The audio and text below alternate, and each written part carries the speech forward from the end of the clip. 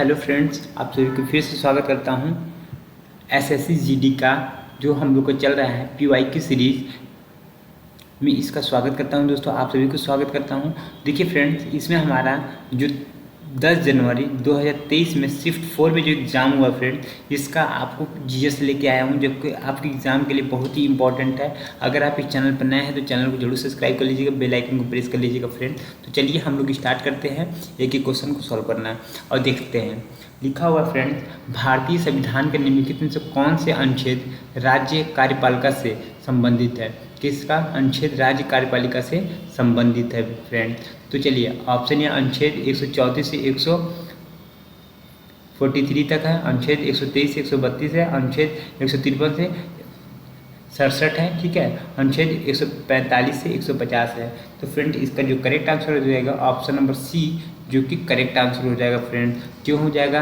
अनुच्छेद राज्य कार्यपालिका से संबंधित है, अनुच्छेद 153 से 167 तक, ठीक है फ्रेंड। चलिए अब बढ़ते हैं नेक्स्ट क्वेश्चन की ओर। भारतीय संविधान में राष्ट्रपति के चुनाव के विधि कहाँ से लिया गया है? किस संविधान से लिया गया है? तो चलिए हम जानते हैं किस संविधान से लिया गया है। वो फ्रेंड से लिया गया है भारतीय संविधान में राष्ट्रपति के चुनाव के लिए ये आयरलैंड के संविधान से लिया गया है फ्रेंड्स। इस चीज़ को आपको जानना है कि जो हमारा राष्ट्रपति का चुनाव होता है ये आयरलैंड के संविधान से लिया गया है। अब बढ़ते हैं हम लोग नेक्स्ट क्वेश्चन की ओर। ये आप जान लीजिए फ्रेंड्स कि जो हमारा राष्ट्रपति का चुनाव होता है ये आयरलैंड के संविधान से लिया गया है। ये अनुच्छेद आपको बता दें, ये अनुच्छेद आपका अनुच्छेद 55 में राष्ट्रपति के बारे में बताया गया है, ठीक है फ्रेंड्स। अच्छा, अभी कैसे होता है फ्रेंड्स ये होता है, आपको बता दें कि संसद के दोनों सदनों द्वारा होता है। हाँ, संसद के दोनों सदनों द्वारा होता है और इसके बाद राज्य के विधानसभा और राज्य के जो विधानसभा के निर्वाचित सदस्य इसमें शामिल होते हैं फ्रेंड। इतना चीज़ आपको पता होना चाहिए।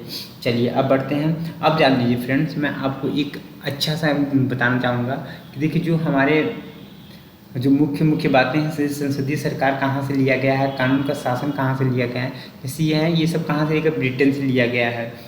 अच्छा, आयरलैंड से क्या देखिए, आयरलैंड से क्या लिया गया है। आयरलैंड से आपको बता दें लिया गया है राज्य के नीति निर्देशक तत्व लिया गया है, ठीक है। आयरलैंड से लिया गया नीति निर्देशक तत्व लिया गया और क्या लिया गया है, और इसके बाद आपको लिया गया फ्रेंड राज्यसभा के सदस्यों का नामांकन और इसके बाद राष्ट्रपति का चुनाव। ये कितनी चीज़ लिया गया है आप नोट डाउन करना चाहें तो नोट डाउन कर लीजिएगा।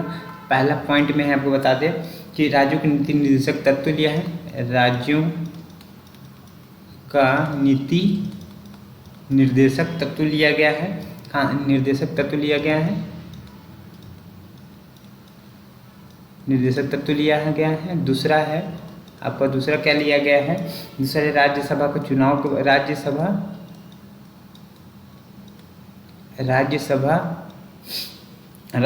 के सदस्यों का नामांकन लिया गया है। कहाँ से लिया गया? आयरलैंड से लिया गया है फ्रेंड्स। और तीसरा है आपका ये है राष्ट्रपति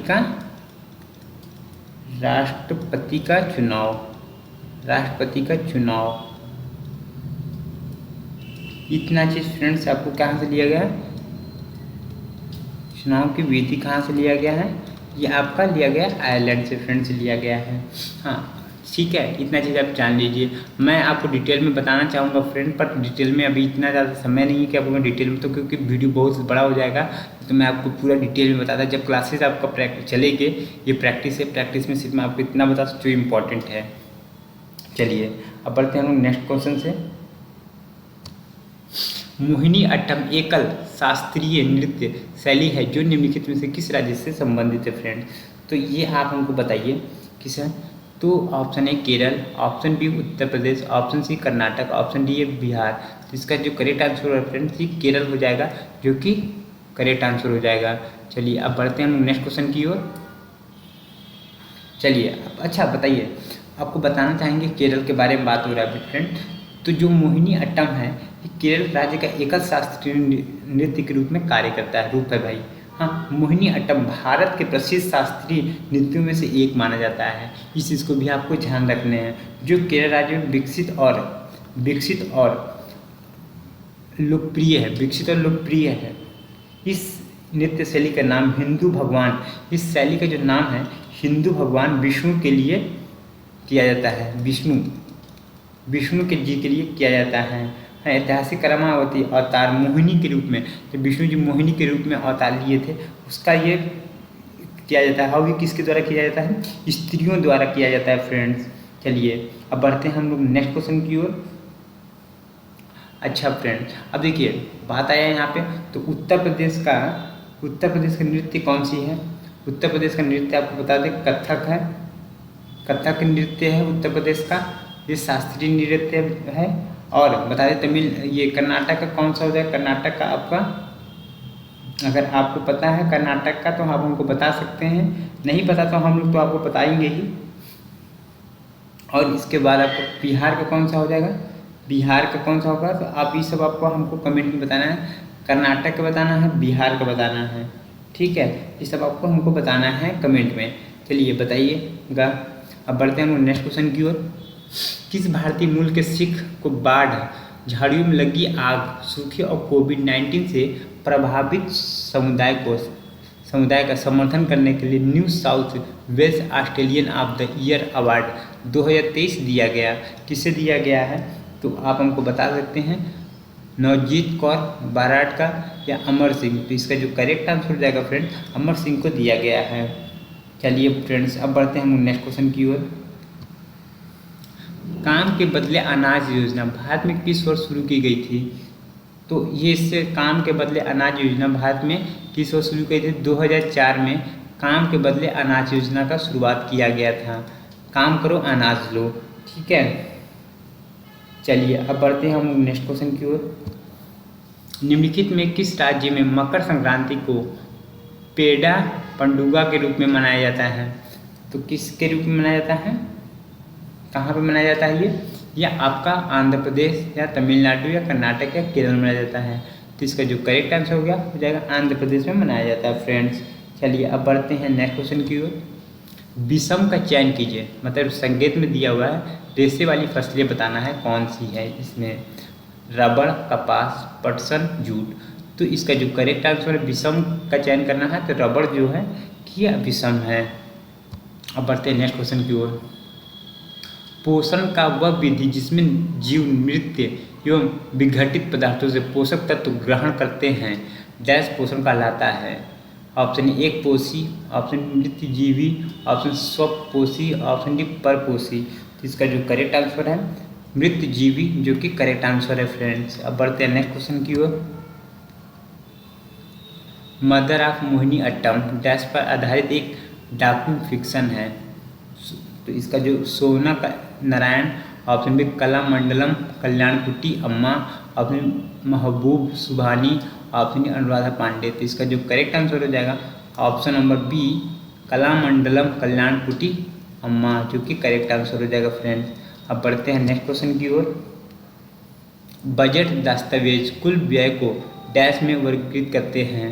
सेवाओं और गैर वस्तुओं सेवाएं, वस्तु, ऑप्शन बी वस्तु और आय, ऑप्शन सी भाग और संपूर्ण व्यय, ऑप्शन डी योजना और गैर योजनागत व्यय। इसका जो करेक्ट आंसर हो जाएगा ऑप्शन नंबर डी योजना और गैर योजना व्यय।